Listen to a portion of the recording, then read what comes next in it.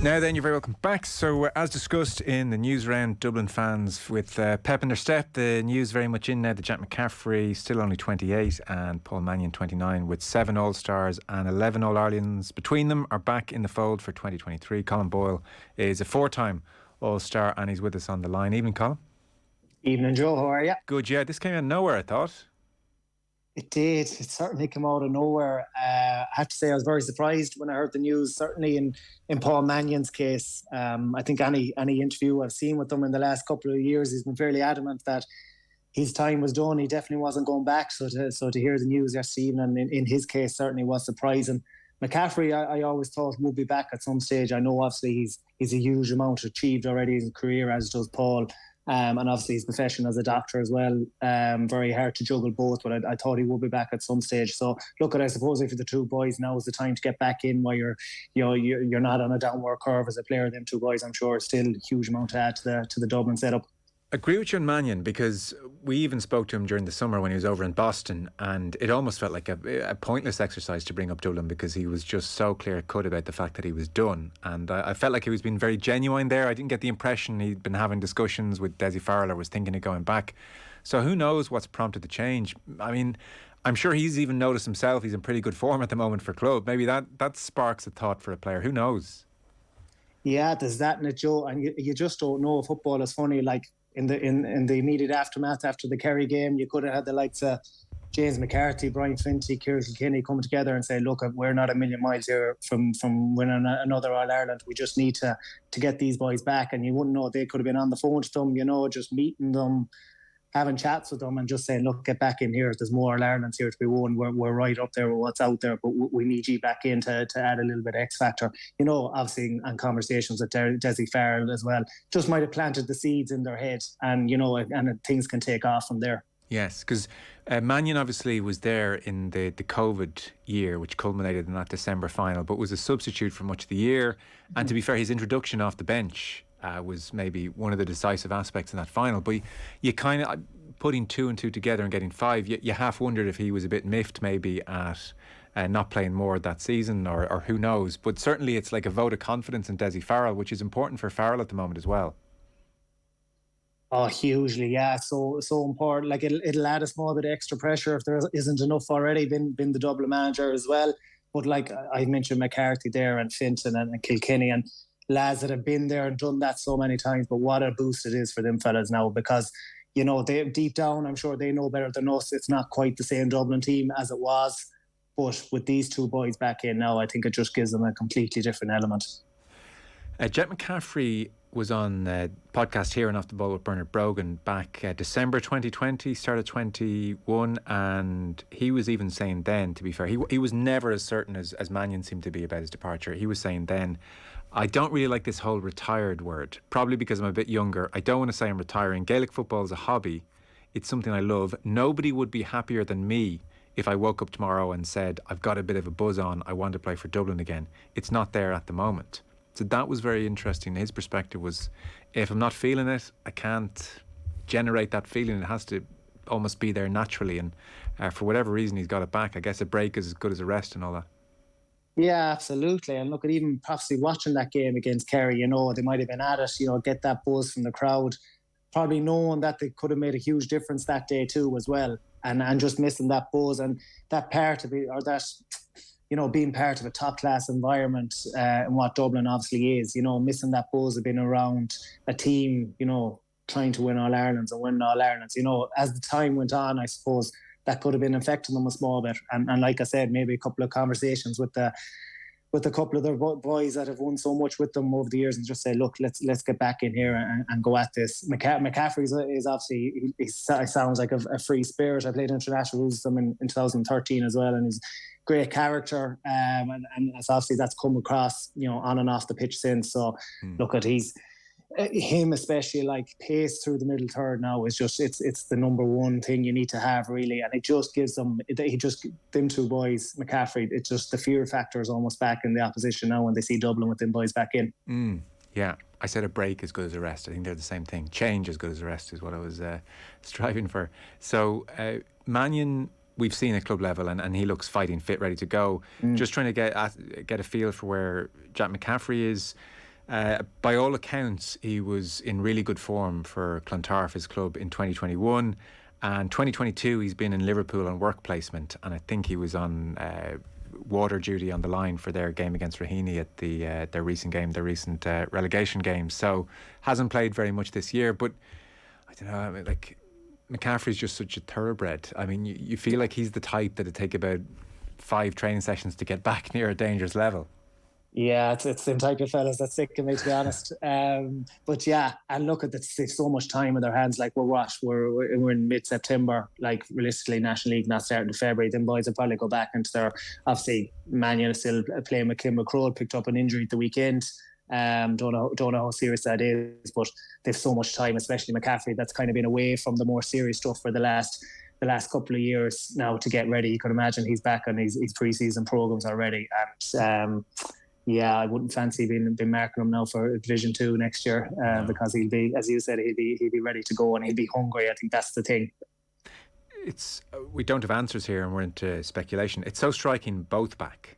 You know, did one know the other was coming back? Is it that this has been done a while now and Desi Farrell just chose to say it at the same time, or did he get together with the two of them? Or I don't know how all this works, but there is that oomph of both announced at the same time. It's like, whoa. You know, and I don't know what your sense is. Like, do you think Farrell was pursuing them, or would you want a manager to keep calling you regularly when you've stepped away? Probably not. Yeah, it's a funny one to know because, especially the way Paul Manion has been interviewing the last couple of years, you know, would you have been contacting him regularly when he's talking like that, so openly in the media that he's not going back? It's a very tough one to know. Like I said, it could be in case a couple of players came together or even went to Desi, you know, just saying, look, we need to get these boys. And like as time moves on, the boys could have been missing it, like I said. So look, it's a no-brainer really on both sides to get them back in. So you shared a pitch with them both. Give us that sense. You touched on McCaffrey's pace through the middle, so let's start with him. That free-spirited character that he seems to be off the pitch is almost in evidence on the pitch as well. What he brings, you know, you've been against him and planned for him as a team. What he brings to a Dublin setup. Yeah, he just look at. I mentioned the word fear already. He brings that pace, brings fear into opposition, and he brings that in bucket loads. Like that goal against Kerry in 2019. Incredible from the kick out all the way up the pitch and away he goes and scores that goal. That's what he's capable of, and that's what kind of that X factor I mentioned earlier on that Dublin have been missing. How we used to plan against him in the past. Look at you have to put someone to man mark him as a wing back.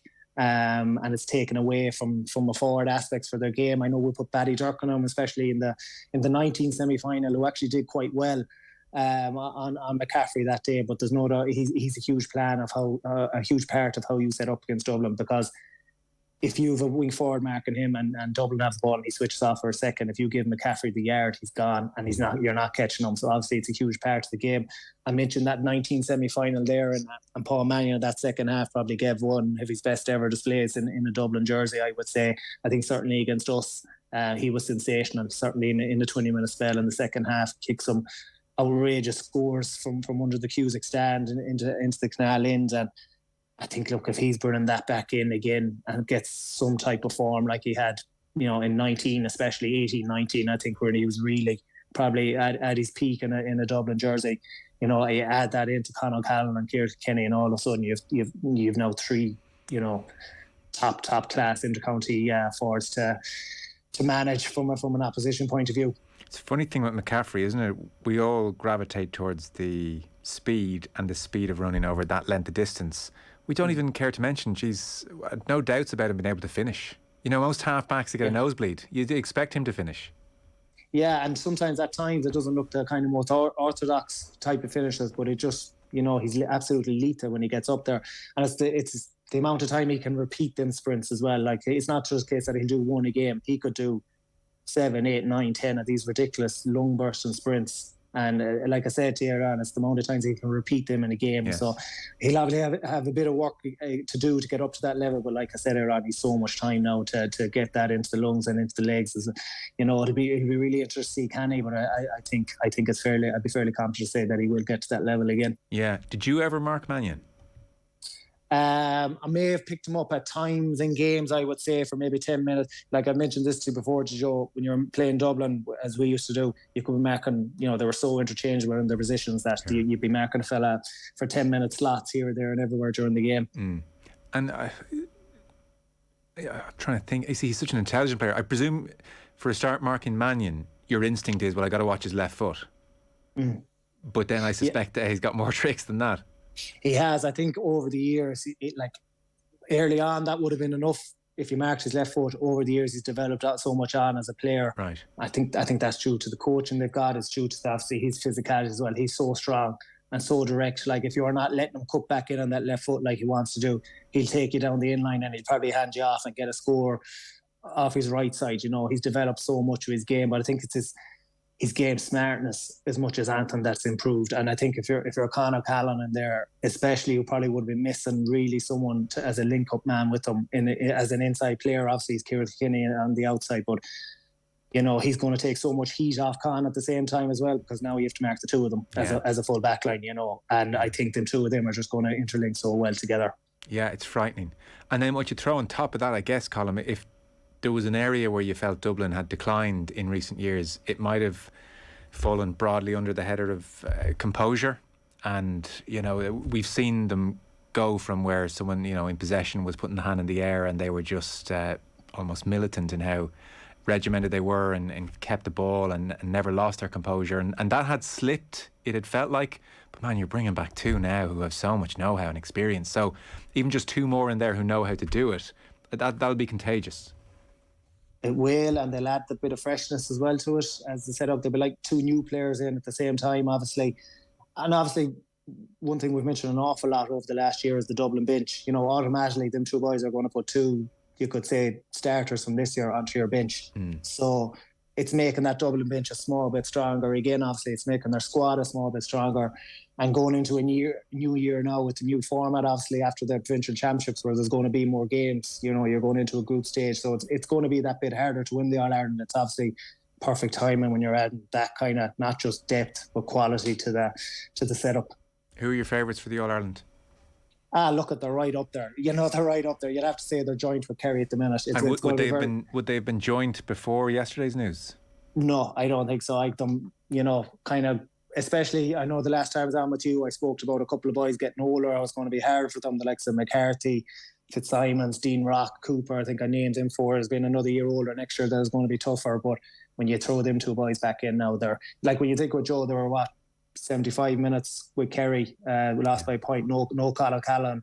And now you throw these two boys back in. So obviously they're right up there with the best as well there. And the best is probably Kerry. So it's looking like them two as favourites, you'd have to say, at the start of it. Yeah. Watch out Division 2 next year. Yeah. A few defenders thinking on now. Yeah, it'll be interesting for them, yeah. It's a pity we have to wait so long to see it now. I think this is like whetted everybody's appetite in some respects for the championship next year. I wanted to ask you something. You're so well placed to answer this, right? So here's Desi Farrell. It was the most low-key imaginable announcement for kind of a return of two legends like this. So he's on Dubs TV, and this is quite a bit into the interview, and he's talking about some of the club action which has been on that day, which is totally fair enough. But it was very striking. This wasn't like a 2 or 3 minute video on its own to announce their return. So just have a listen, for instance, to how the news was broken.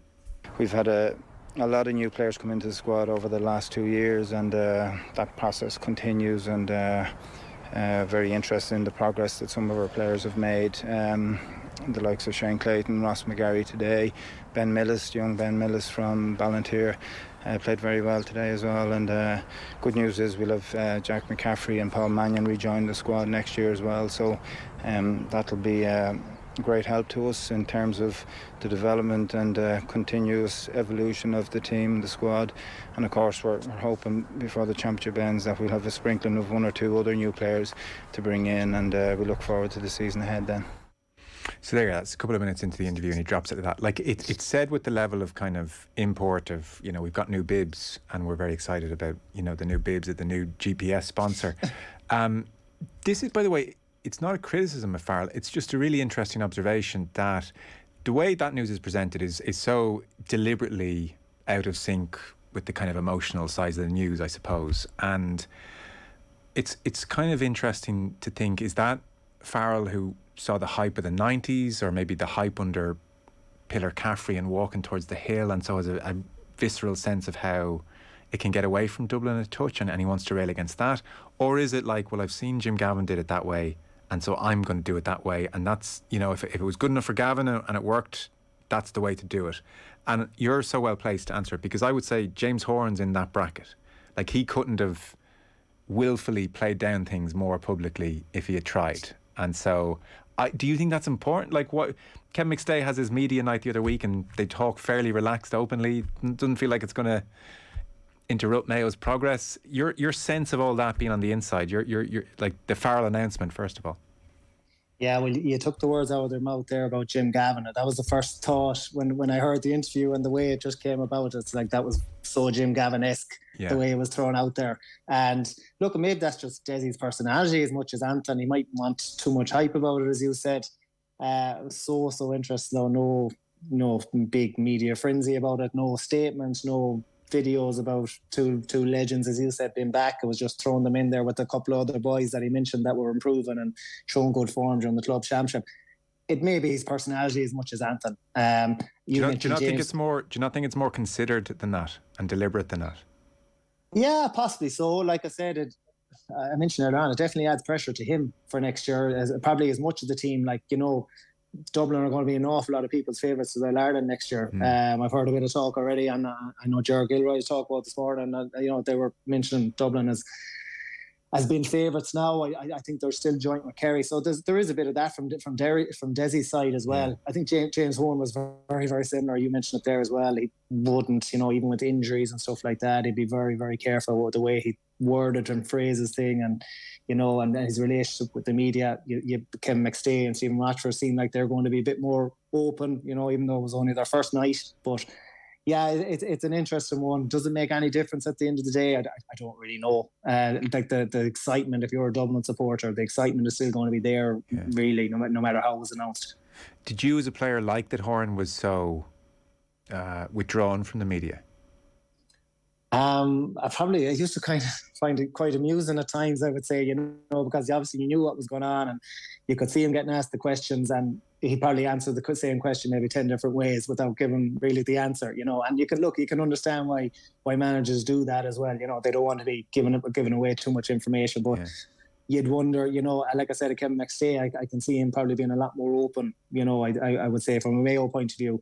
But look, every manager has different styles. Yeah, no, totally everyone has different styles. It's interesting, the Gavin one is now almost like the Dublin template, you know. The blueprint, This is how we do it. Yeah. I presume it's the same for Gavin and the same for Horan.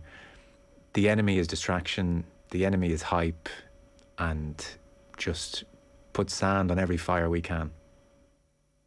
Yeah, it's probably a GA thing, really, in general, isn't it? Probably. Joe, it's something we tend to do. I think I think some managers are maybe coming away from that a small bit more. Like, even if you know, our neighbours here, Pádraig Joyce, I think he throws things out a small bit more. Even when he came in first with Galway, you know, the aim was to win the All-Ireland, that's it, you know. So, you know, I think other managers are slightly coming away from it and being very, very careful in what they say into the media. But I don't know. I think over the next 2 years, I think you'll see a bit more openness come out. Hopefully, it'd be good. Now that we're, you know, as a player on the outside, I'd love to know what's happening in the Mayo setup with regards to injuries or whatnot. So I'd like the manager to kind of come out and update us a small bit more. And I think every other county's the same, really. Yeah, as you said, and it was the key line.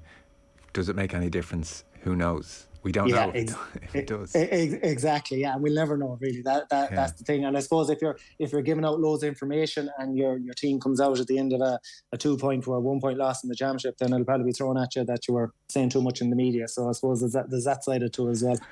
Yeah, I know. It's a long way removed from Gerlach Nan. We're going to do it at half time, you know. So who knows? Yeah. Who knows? Bring back Ger, definitely.